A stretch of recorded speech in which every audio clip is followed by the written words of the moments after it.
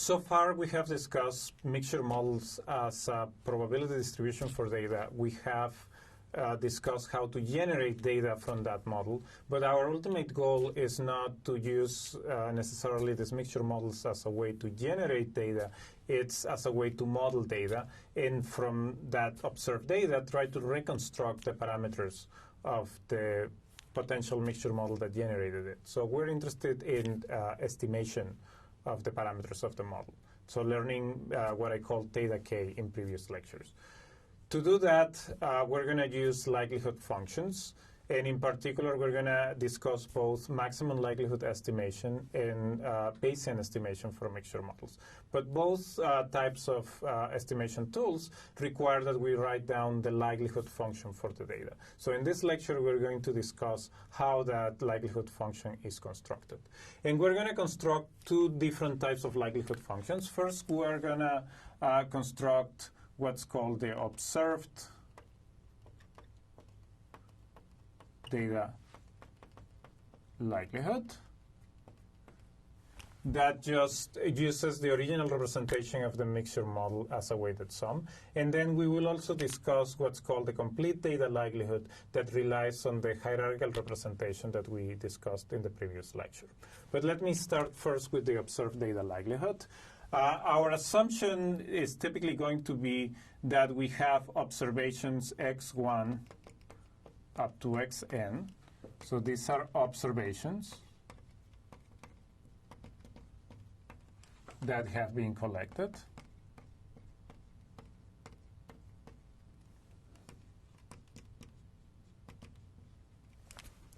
And our assumption is that these x sub I are independent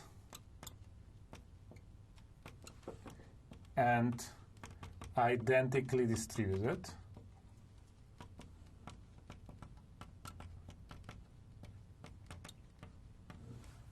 And we will usually call that just abbreviated IID.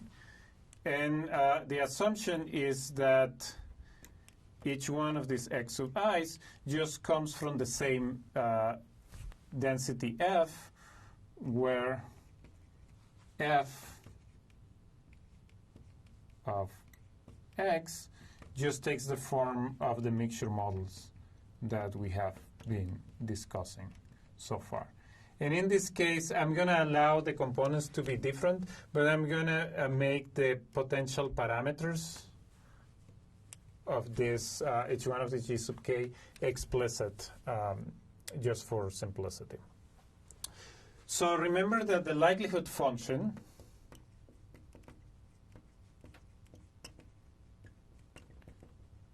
is just a function that is proportional to the joint distribution of the data. In this case, because we're assuming that the observations are independent and identically distributed from f, then the joint distribution of the data can be obtained just by multiplying together the densities or the probability mass functions for each one of the observations. So I'm going to call the likelihood function capital L. And because the data is observed and the parameters are the pieces that are unknown, this is really the likelihood function is really a function of the parameters in the model. It's not a function of the observations, even though when we're thinking about it in terms of generating it, we're thinking about it as what is the probability distribution, the joint probability distribution of the data. So the likelihood function is a function of the weights, omega 1, omega capital sub k. This is one set of parameters that I don't know and that I want to try to learn. And this density is also a function of the parameters of each one of the components of the mixture. So in this case, theta 1 up to theta capital K. And as I said before, because the observations are independent and identically distributed, I can write this just as the product over all the observations of the individual densities, and the densities take the form of a sum of omega sub k. And now I'm going to have g sub k of x sub I. And as I said before, I want to make the dependence on the parameter explicit. So I'm going to write it in this way. So this is the observed data likelihood for a mixture model. It's just the product of sums, weighted sums of the different components, and each term in the product is evaluated in a different I. So this pattern is going to be very important. We have a product and a sum.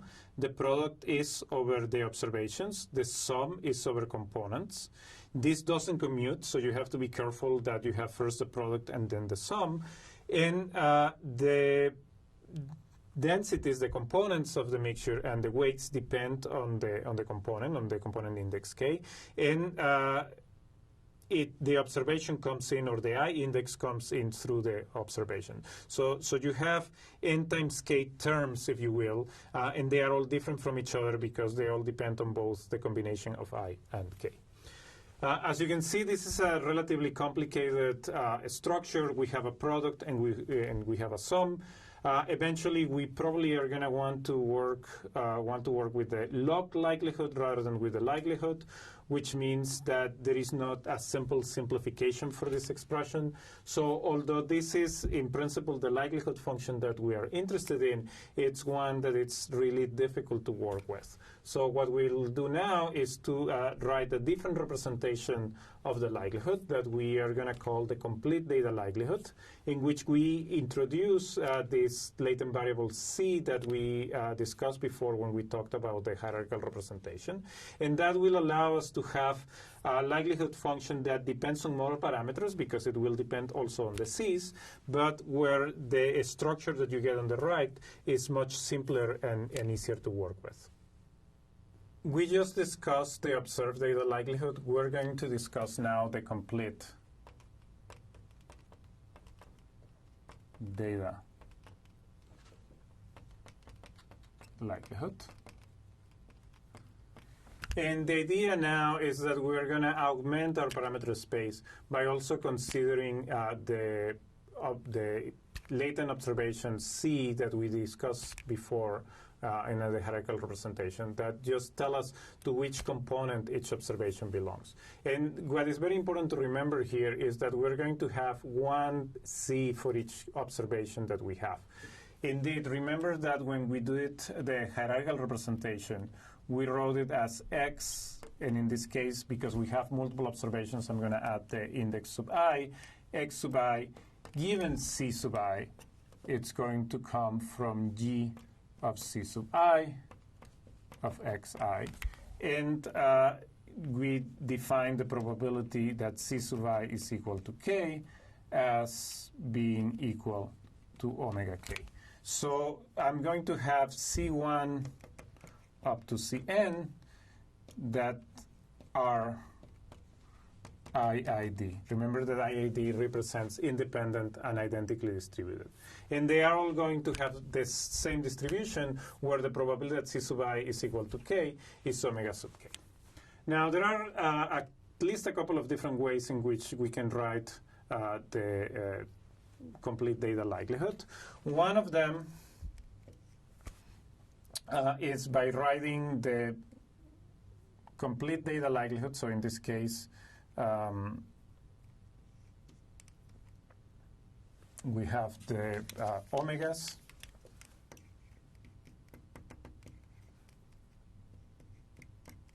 as before, the thetas as before, and if you will, the c's up to n rather than up to k. And the observations themselves are still independent and identically distributed. So I'm still going to have the product from I equals 1 to n. What's going to change is what I'm going to write here. And what I'm going to write here is essentially the probability associated with each one of the components. So one way to do that is to introduce a series of indicators. So I can think about this as the product from k equals 1 to k of the weight associated with the k component multiplied by the density of the corresponding component in x sub I. And then I need to move the bracket around.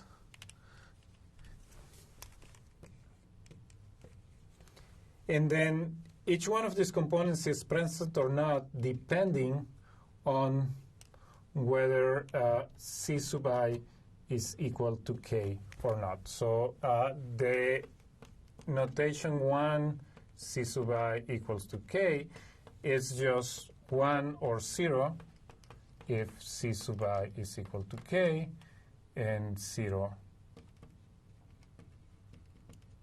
otherwise. So basically what we're saying here is that we're going to write the likelihood function as a dual product. So see in some sense that sum became now a product. And we have the same terms that we had before when we were dealing with the sum, but instead we're adding this exponent here that it's either 1 or 0. So what this exponent does is that it will essentially make all but one of these terms in this internal product go away for each observation, so that you will only retain the term that you have in here that corresponds to the component to which the observation belongs to. So this structure of the likelihood that includes this C sub i's is going to be extremely useful for us to do computation later. Now, this can be rewritten in a couple of different ways. One of the ways in which this can be rewritten is by breaking this apart into the terms that correspond to the g's and the terms that correspond to the omegas. So let me write first the terms that correspond to the g's. That still remains as a double product.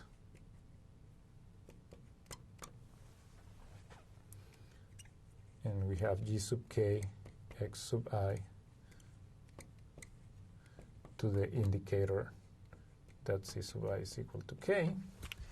And then we have a second product here that I actually want to write in the reversed order up to n, up to k, excuse me.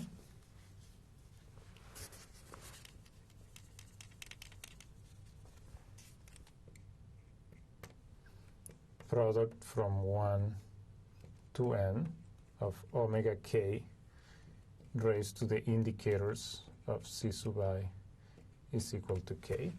And what is interesting here is because the basis of this expression is the same for every I, this particular double product can also be written as the product from k equals 1 to capital K of omega sub k sum from 1 to n of the indicators of C sub I equal to k.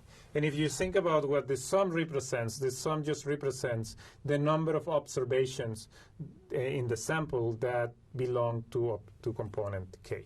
So that provides a very nice break and a very nice interpretation for the likelihood function, for the complete data likelihood function. You have one piece of the likelihood function that corresponds to the distribution of the observations.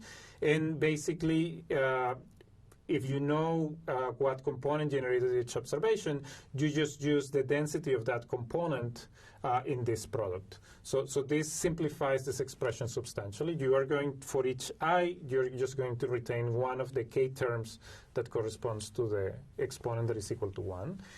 And then you have a second term that corresponds to this product of the weights. And in every case, the weight is going to be raised to essentially the number of observations that belong to that component.